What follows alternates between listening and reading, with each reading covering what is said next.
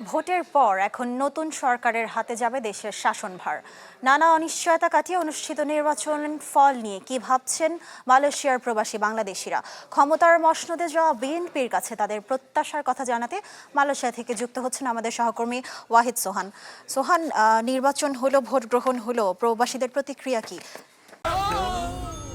ডেন্টিস্টের পরামর্শ নাও নতুন Colgate active salt.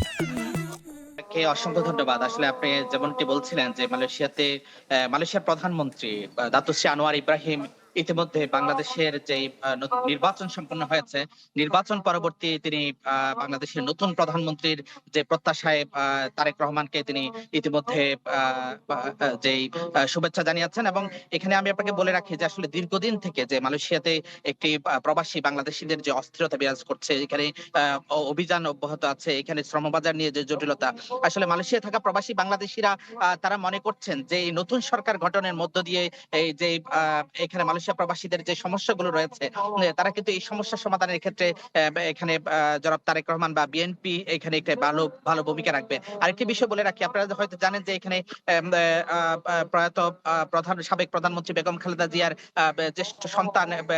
Cocoa কিন্তু মালয়েশিয়াতে মারা গিয়েছিল। সো মালয়েশিয়ার সাথে বাংলাদেশের যেই ভ্রাতৃত্বপূর্ণ যে সম্পর্ক, এই সম্পর্কটার জায়গা থেকে ইতিমধ্যে মালয়েশিয়া কিন্তু তার সেই বহিঃপ্রকাশ দেখিয়েছে, তারেক রহমানকে ইতিমধ্যে যে শুভেচ্ছা জানিয়েছে। এখন এখানে মূল বিষয়টি দাঁড়াবে, যে বিষয়টি মালয়েশিয়া প্রবাসীরা প্রত্যাশা করছেন যে এখানে নতুন প্রধানমন্ত্রী শপথ গ্রহণ করার পরপরই মালয়েশিয়ার প্রধানমন্ত্রীর সাথে আলোচনা করে এখানে যেই প্রবাসীদের যে সমস্যাগুলো রয়েছে, এখানে অবৈধ অভিবাসীদের বৈধকরণ প্রক্রিয়া এবং এখানে বন্ধ শ্রমবাজার এবং মালয়েশিয়ার সাথে বাংলাদেশের যে এফটিএফ যেই বাণিজ্য নীতি রয়েছে, এই বাণিজ্য নীতি সহ এখানে মালয়েশিয়ার সাথে যেই দীর্ঘদিন থেকে কূটনৈতিক যে ভাটা পড়েছিল অনির্বাচিত সরকার থাকার কারণে, এবং এখানে যে কূটনৈতিক যে জটিলতা তৈরি হয়েছিল,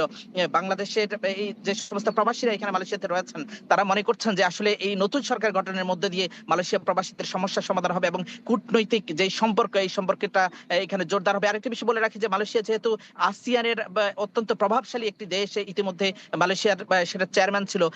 তারেক রহমান, প্রধানমন্ত্রী হিসেবে শপথ গ্রহণ করার পরে তার আরেকটি দায়িত্ব হয়ে দাঁড়াবে যে এই অঞ্চলে আসিয়ানের সাথে তার একটি সম্পর্ক তৈরি করে মালয়েশিয়াকে সহযোগিতার অংশ হিসেবে নিয়ে বাংলাদেশকে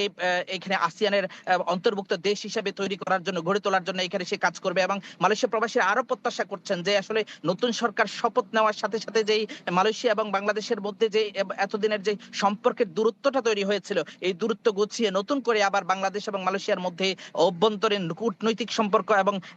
ব্যবসায়িক সম্পর্ক এখানে নতুন করে তৈরি হবে বলে মালয়েশিয়া যে সমস্ত প্রবাসী বাংলাদেশিরা রয়েছেন তারা প্রত্যাশা করছেন। তবে এখানে গুরুত্ব সহকারে যে বিষয়টি দেখা দরকার, এখানে যে সমস্ত অবৈধ অভিবাসীরা রয়েছে তাদের